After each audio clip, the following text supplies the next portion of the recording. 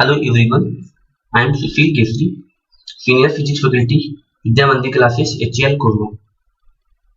Today we will discuss topics sundial, water clock, simple pendulum under the chapter time and motion.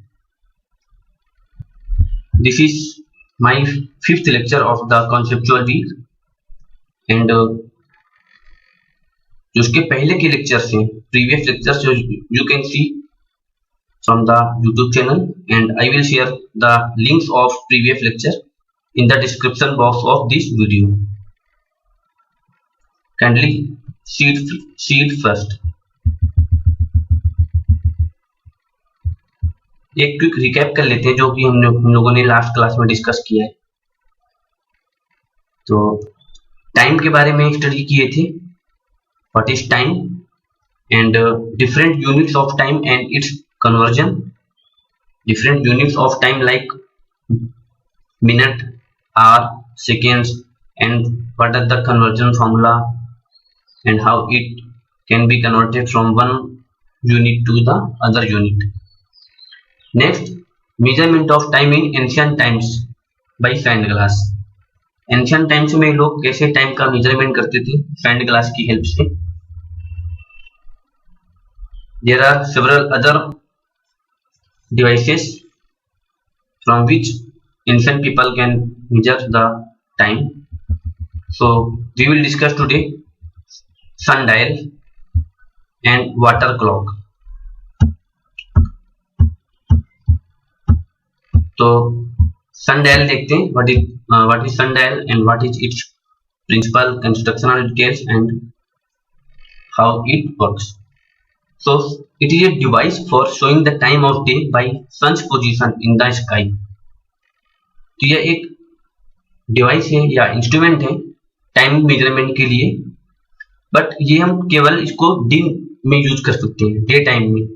And ये कैसे work करता है, मतलब जो भी सन का पोजीशन होगा स्काई में उसके अकॉर्डिंग हम टाइम यहाँ पे मेजर करते थे एंशिएंट टाइम में. तो इसका कंस्ट्रक्शनल डिटेल क्या है देख लेते हैं. sundial consist of flat plate and a pointer. triangular blade होता है यहाँ पे और एक flat plate होता है which cast a shadow onto the flat plate. तो एक flat plate होगा और एक pointer होता है triangular base blade शेप का, और flat plate पे इस triangular blade का shadow पड़ेगा. triangular blade is fixed vertically on a dial marked with hours of the day. तो आवर्स के हिसाब से यहाँ पे प्लेट पे मार्किंग होती है और इसको हम वर्टिकली रखते हैं. Sun cast a shadow of this vertical blade on the dial. तो जब सनलाइट इस वर्टिकल ब्लेड पे इंसिडेंट होती है तो इसका शैडो पड़ता है फ्लैट प्लेट पे. तो ये इसका कंस्ट्रक्शनल डिटेल है and what is the principle. तो ये हमने यहाँ पे दिखा भी रखा है. ये एक फ्लैट प्लेट है, वर्टिकली इसको पोजीशन करते हैं और ये ट्रायंगुलर ब्लेड है. अब सन की लाइट इस ट्रायंगुलर ब्लेड पे पड़ती है तो इसका शैडो पड़ेगा फ्लैट प्लेट पे, और शैडो के बेसिस पे जो एंशिएंट पीपल होते थे वो टाइम के बारे में इंफॉर्मेशन दे देते थे, अप्रोक्सीमेट टाइम कितना है. इसका प्रिंसिपल है as the position of the sun changes in the sky the position of shadow of the blade on the dial also changes, and position of the shadow of the vertical blade on the dial gives the time of the day. तो ये इसका principle है कि जब जो सन का position है day time में वो तो चेंज होता है. मॉर्निंग में ईस्ट की तरफ ये राइज होता है, फिर उसके बाद ये वेस्ट की तरफ अस्त होता है. तो अब इसका पोजीशन चेंज हो रहा है. तो अब सपोज ईस्ट में सन है तो जो सपोज हम खड़े हैं और ईस्ट में सन है तो हमारी जो शैडो बनेगी वो वेस्ट में बनेगी, और अगर सपोज सन वेस्ट में पहुंच गया तो हमारी जो शैडो बनेगी वो अपोजिट डायरेक्शन में दैट इज ईस्ट में बनेगी. सन अगर एकदम हमारे सर के ऊपर है तो उसका शैडो एकदम हमारे नीचे बनेगा. तो इस तरीके से सन का जो पोजीशन है उसके अकॉर्डिंग शैडो भी चेंज हो रहा है. तो ये इस प्रिंसिपल पे वर्क करता है और उसके अकॉर्डिंग टाइम का अप्रोक्सीमेट आइडिया लग जाता था कि सपोज ईस्ट में सन है और उसका शैडो बनेगा वेस्ट में, तो एक अप्रोक्सीमेट आइडिया लग गया कि ये मॉर्निंग का टाइम है।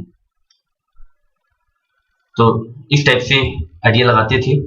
And how it works, so sun dial measure time by the position of the shadow cast by the सन।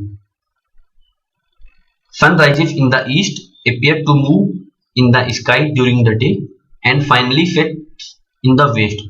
जैसा कि अभी हमने बताया, सन ईस्ट में राइज करेगा और ये घूम करके वेस्ट में सेट होगा। तो उसी के अकॉर्डिंग जो शैडो होगी वो शैडो भी बनेगी। अगर सन ईस्ट में तो शैडो वेस्ट में बना, इस टाइप से। तो उसके पोजीशन के हिसाब से और मार्किंग बनी होती है फ्लैट प्लेट में, तो हम उसके अकॉर्डिंग जो है इसका टाइम का अप्रोक्सीमेट आइडिया लग जाता था। Due to this movement of the sun in the sky, position of the shadow of a vertical object on the ground changes continuously. तो कंटिन्यूसली इसका जो पोजीशन है वो चेंज होता है due to the motion of the sun. तो ये इस तरीके से ये वर्क करता है। नेक्स्ट है water clock. This is another device used in ancient times। तो ये वाटर क्लॉक इस प्रिंसिपल पे बेस्ड है कि सपोज किसी भी कंटेनर में लिक्विड फिल है और बॉटम में एक छोटा सा होल कर दिया, तो क्या होगा कि बॉटम से बहुत स्मॉल होल है, बहुत स्मॉल रेडियस का होल है, वो जो रेडियस है होल का वो कंटेनर के साइज के कंपेरिजन में नेग्लिजिबल है। तो अब इस होल से वाटर फ्लो होगा तो कंटेनर में वाटर का जो लेवल है वो फॉल होगा। तो अब जो होल से वाटर निकल रहा है इसको हमने एक दूसरे कंटेनर में ले लिया और इस दूसरे कंटेनर में हमने एक मार्किंग बना दी। तो मार्किंग जब भी जो भी इसमें लिक्विड का लेवल राइज करेगा दूसरे कंटेनर में जिसमें भी होल के थ्रू ये पानी आ रहा है या कोई भी लिक्विड आ रहा है, तो अब हम लिक्विड के जो राइज होने का रेट है उसके बेसिस पे टाइम का पता लगता था।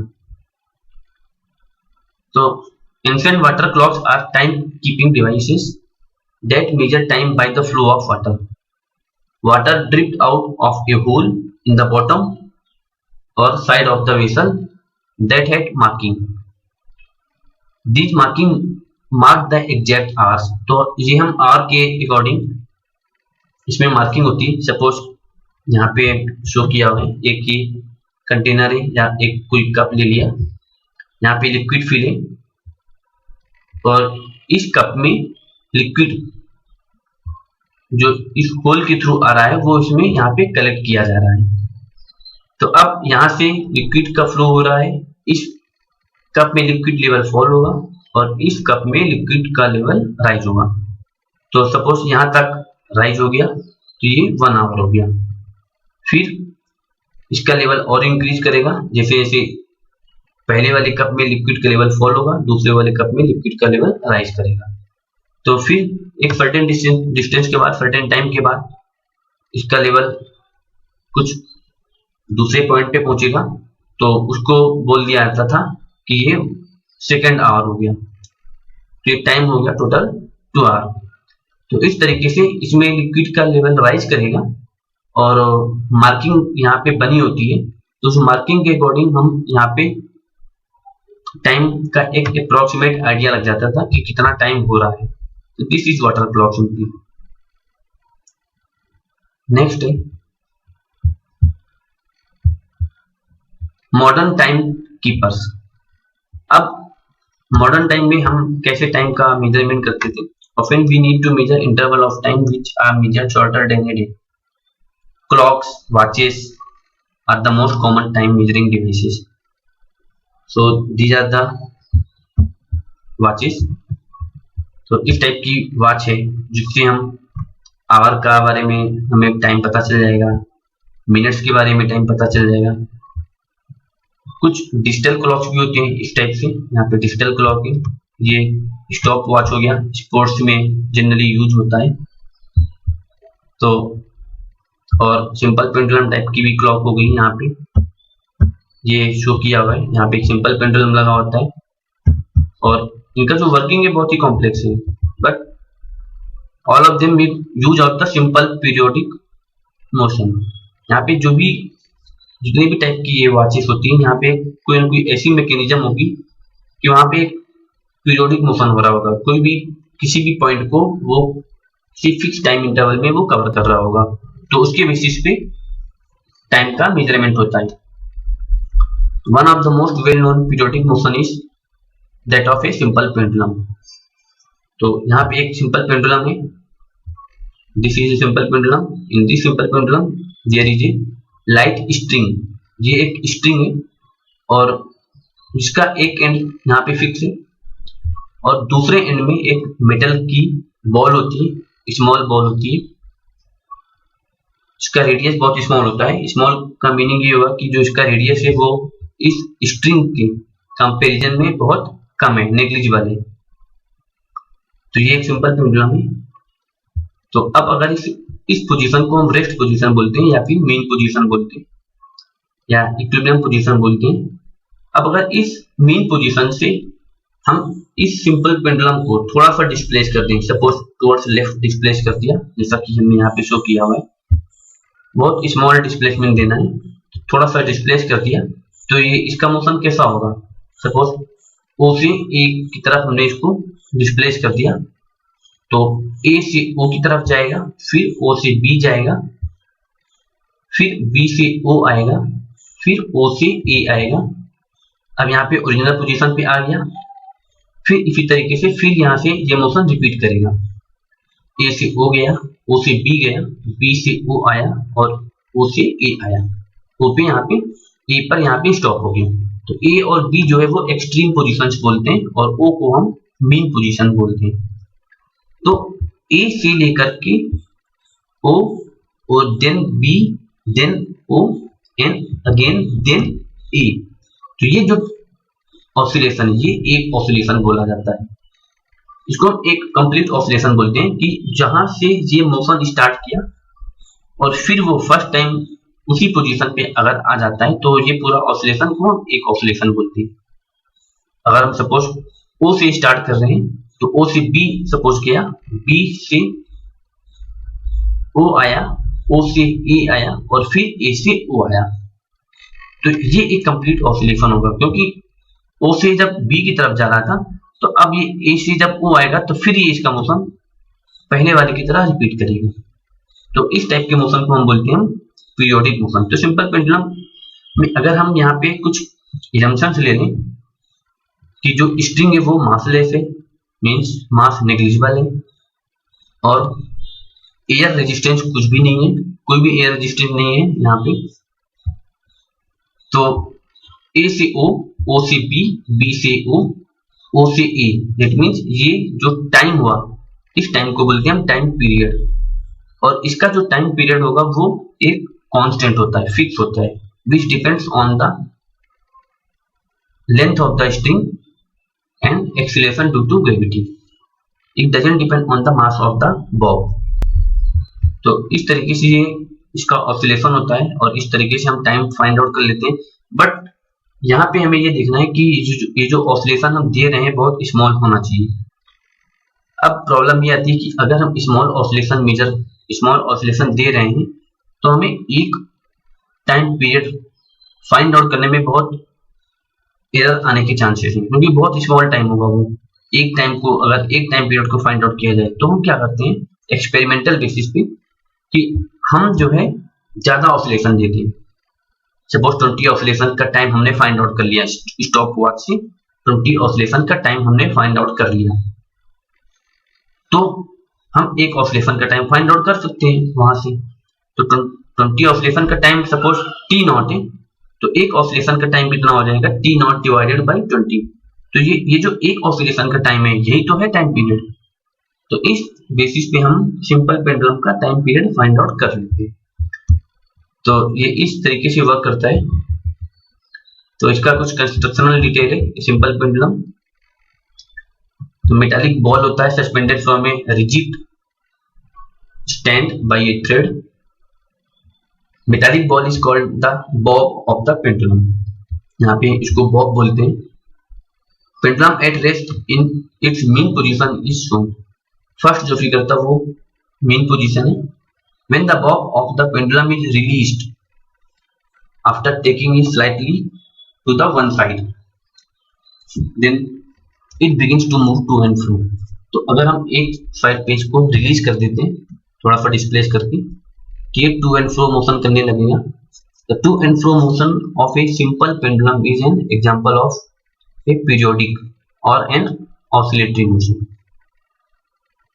The pendulum is said to have completed one oscillation when its bob starting from its mean position O moves to A, then to B and back to A. तो ये एक ऑसिलेशन बोलते हैं, ये हमने भी डिस्कस किया है.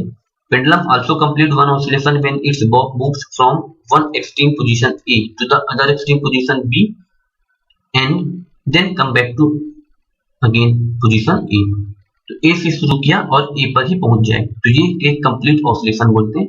And the time taken by pendulum to complete one oscillation is called its time period. तो इस तरीके से ये टाइम पीरियड हो जाता है. यहाँ पे हमें ये ध्यान रखना है कि जो ऑसिलेशन है वो स्मॉल ऑसिलेशन होना चाहिए. Generally time period of a simple pendulum is very small, so we measure the time by pendulum takes to complete more than one oscillation, one number of oscillation, say 20 oscillations.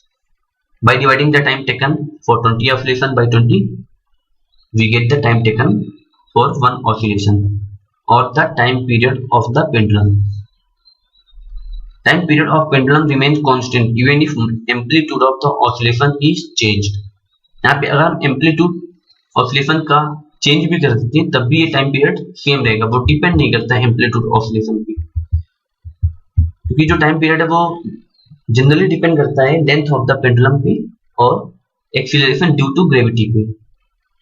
T equals to होता है 2 pi under root L by G, where L is the length of the string and G is the acceleration due to gravity. तो इन दो quantity पे depend करता है time period. Nowadays most clocks or watches have an electric circuit with one or more sales. अब बहुत सारे research होती है, बहुत सारे डिफरेंट तरीके की वॉचेस मार्केट में अवेलेबल है आज के टाइम में. These clocks are called as the quartz clock.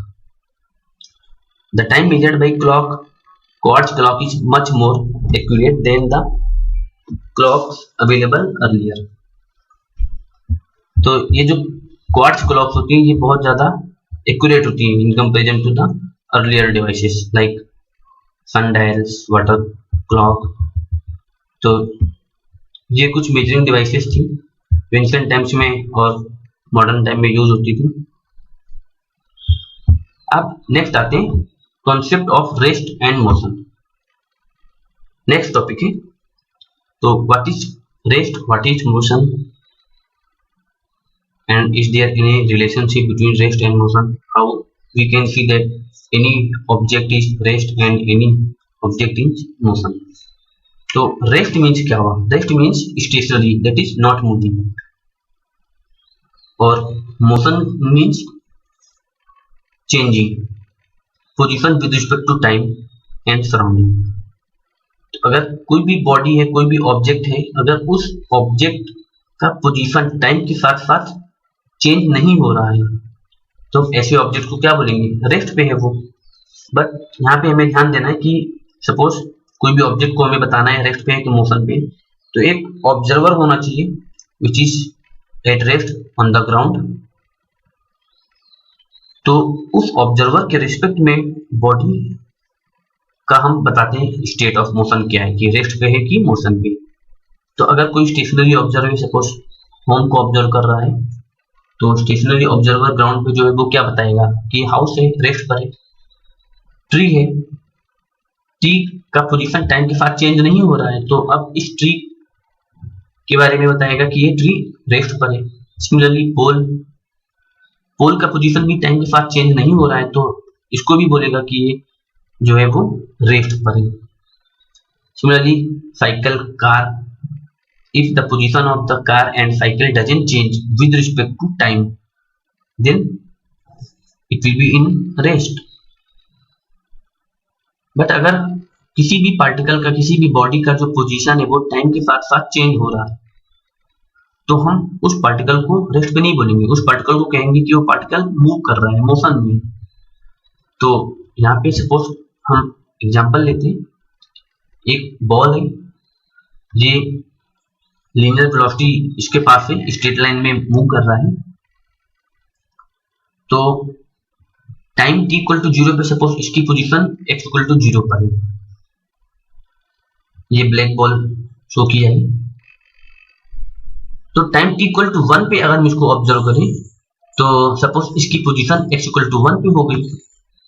Time t equal to 2 पे ऑब्जर्व करें तो सपोज इसकी पोजीशन x इक्वल टू 2 पे हो गई। तो हम यहाँ पे क्या देख पा रहे हैं कि टाइम के साथ साथ इस बॉडी का या इस बॉल का जो पोजीशन है वो चेंज हो रहा है।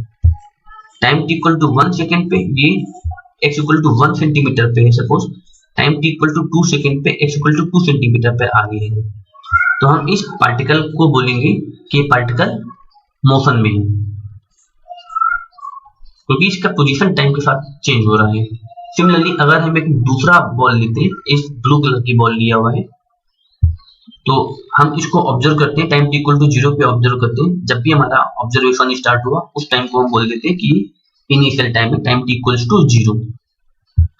तो अब इस टाइम पर बॉडी का पोजीशन या बॉल का position x equal to 2 centimetre पे है सपोज। थोड़ी टाइम के बाद हम देखते हैं time t equal to 1 second पे देखते हैं, तब भी इसका जो पोजीशन है वो x इक्वल टू 2 पर है, और टाइम बढ़ रहा है, time t equal to 2 second पे इसको हमने ऑब्जर्व किया, तब भी इसका position x equal to 2 centimetre है। ये जो पोजीशन है वो एक कोई स्टेशनरी ऑब्जर्वर बता रहा है। तो यहाँ पे स्टेशनरी ऑब्जर्वर क्या बताएगा कि जो इस ब्लू बॉल है उसका जो पोजीशन टाइम के साथ साथ चेंज नहीं हो रहा है, टाइम तो बढ़ रहा है बट पोजीशन इसका वही है। तो इस टाइप के मोशन को बोलेंगे हम, ये बॉल को बोलेंगे कि ये रेस्ट पर है। तो ये जो ऑब्जर्वर है उसको हम बोलते हैं रेफरेंस और ऑब्जर्वर, और जहां पे वो खड़ा है या जहां पे उसका पोजीशन है उसको हम बोलते हैं रेफरेंस पॉइंट। तो ये समझ में आ गया कि कब हम किस चीज को बोलेंगे रेस्ट पे है, किस चीज को बोलेंगे मोशन पे है। कुछ हम और एग्जांपल्स लेते हैं इसको एक्सप्लेन करने के लिए।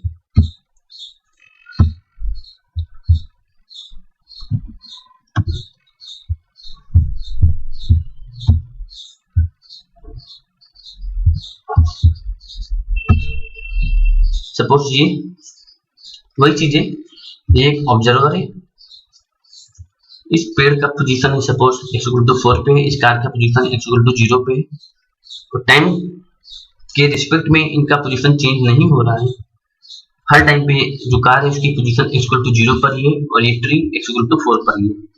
तो इस ऑब्जर्वर के रेस्पेक्ट में ये कार और ये ट्री ये रेस्ट पर होगा।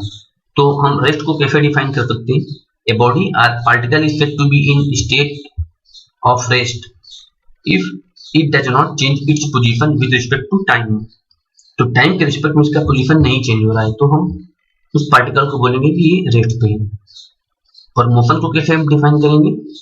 A body is said to be in motion if its position is changing with respect to time। तो इस पोजीशन जो है इसका वो चेंज हो रहा है टाइम के रिस्पेक्ट में, तो हम ऐसे पार्टिकल को, ऐसे बॉडी को बोलेंगे कि वो मोशन में है। तो यहाँ पे ये एग्जांपल, ये लीनियर मोशन में स्ट्रेट लाइन में मूव कर रहा है सपोज। तो डिफरेंट टाइम पे बॉडी का जो पोजीशन है वो चेंज हो गया। x इक्वल टू 0 पे बॉल है और टाइम t इक्वल टू 0 पर है, टाइम t इक्वल टू 3 पे हमने इसको ऑब्जर्व किया, तो ये x इक्वल टू 3 पे है। तो इसका मीनिंग क्या हुआ कि ये बॉडी जो है वो मूव कर रही है, तभी तो इसका पोजीशन टाइम के साथ साथ चेंज हुआ, अदरवाइज ये x इक्वल टू 0 पर ही होती। तो ये एक मोशन मूविंग बॉडी का एक एग्जांपल हुआ। एक और एग्जांपल लेते हैं, सपोज ये एक ट्रेन है या फिर एक बस है, कार है, कुछ भी है जो कि v वेलोसिटी से जा रहा है। ये v सपोज राइट डायरेक्शन में v की स्पीड से जा रहा है। अब यहाँ पे कुछ ऑब्जर्वर्स लिया हुआ है हमने, एक ऑब्जर्वर है सी जो कि ग्राउंड पर है, एक ऑब्जर्वर है ए और बी, ये दोनों बस में बैठे हुए हैं, बस की चेयर पे बैठे हुए दोनों लोग रेस्ट पे हैं। अब यहाँ पे हमें देखना है, अगर हम ये बैठे हुए हैं और ये जा रही है, अगर हम ए ऑब्जर्वर से पूछे बी के बारे में, तो ए ऑब्जर्वर क्या बताएगा? वो ये बताएगा कि बी ऑब्जर्वर या बी जो पर्सन है वो रेस्ट पर है। बट अगर हम बी से पूछें ए के बारे में, तो वो भी रेस्ट पे बताएगा। तो ए और बी के रिस्पेक्ट में दोनों एक दूसरे वो जो है वो रेस्ट पर है। बट अगर हम ए और बी का जो है स्टेट पूछें ऑब्जर्वर सी से, सी जो है ग्राउंड पे है, वो स्टेशनरी है, एक रोड के किनारे खड़ा हुआ है, तो सी क्या बताएगा? ए और बी मूव कर रहे हैं राइट डायरेक्शन में वी की स्पीड से। तो इसका मतलब क्या होगा कि ए ऑब्जर्वर जो है वो बी के रिस्पेक्ट में तो रेस्ट पर है, बट सी के रिस्पेक्ट में वो मूव कर रहा है। तो सेम ऑब्जर्वर, ये सेम पर्सन का जो स्टेट ऑफ मोशन है वो डिफरेंट हो गया। बी कह रहा है कि ए रेस्ट पे है और सी कह रहा है कि ए मूव कर रहा है। तो इसका मतलब क्या हुआ कि जो मोशन है और रेस्ट है ये दोनों रिलेटिव टर्म है, ये एक दूसरे के रिलेटिव है। डिपेंड करता है कि ऑब्जर्वर कहाँ पर है। सी के रिस्पेक्ट में ए और बी दोनों मूव कर रहे हैं, बट ए के रिस्पेक्ट में बी जो है वो रेस्ट पे है, या बी के रिस्पेक्ट में ए रेस्ट पे है। सिमिलरली अगर हम ए और बी से पूछें सी के बारे में, तो ए और बी क्या बताएंगे कि सी मूव कर रहा है, सी जो है वो बैक साइड जा रहा होगा वी की स्पीड से लेफ्ट साइड में। तो इस तरीके से अभी अगर हम इस दूसरे ग्राउंड वाले पर्सन से पूछें, एक कोई ऑब्जर्वर डी ले लेते हैं, डी से अगर सी के बारे में पूछे तो डी ऑब्जर्वर बताएगा कि सी रेस्ट पे, क्योंकि दोनों ग्राउंड पे खड़े हैं। बट अगर हम ए और बी ऑब्जर्वर से पूछें सी के बारे में, तो ये दोनों ऑब्जर्वर बताएंगे कि सी मूव कर रहे हैं, ये रेस्ट पे नहीं है, ये मूव कर रहा है लेफ्ट डायरेक्शन में वी की स्पीड से। तो इस तरीके से मोशन और रेस्ट ये दोनों रिलेटिव टर्म है। यहाँ से ये चीज क्लियर होती है इस एग्जांपल से। तो आज के लिए बस इतना ही रखते हैं। प्लीज इस वीडियो को लाइक करें, शेयर करें और सब्सक्राइब करना ना भूलें। Okay, thank you.